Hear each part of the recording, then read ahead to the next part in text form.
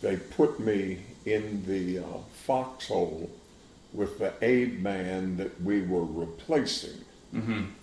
And so when new troops came online, the Germans started firing artillery for harassment, for irritation, to intimidate the troops, and people were wandering around in the woods outside of their foxholes and were subject to being hit by artillery because you were really relatively safe in your foxhole.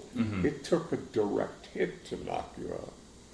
So I got into the foxhole with this guy and I said, I have been put in the foxhole with you so that you can teach me what I'm supposed to do. And he sat there and wordlessly whistled through his front teeth. No tune, no message, no words, just whistling.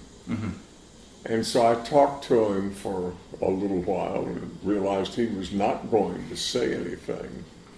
And finally somebody called out medic. And he got up, crawled out of the foxhole. He said, "That's one of mine."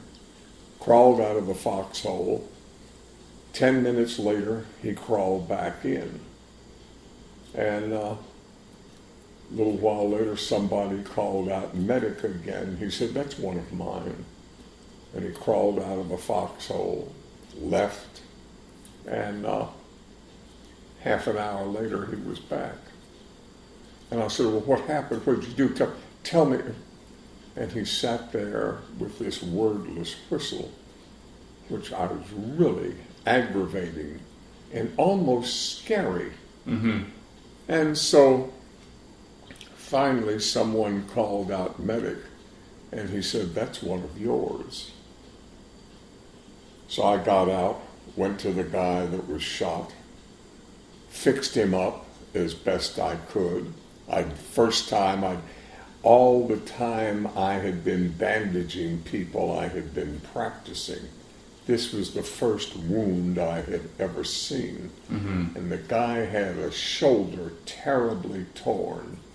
And so I went and fixed his shoulder up as best I could. And I came back in the foxhole and started to tell him about it.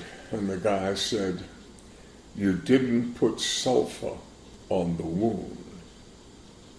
And I said, "How do you know?"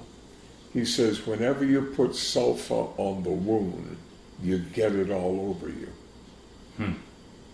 And with that, the guys we were replacing were called to leave their foxholes and leave. And that's all the instructions that I got from him. Yeah.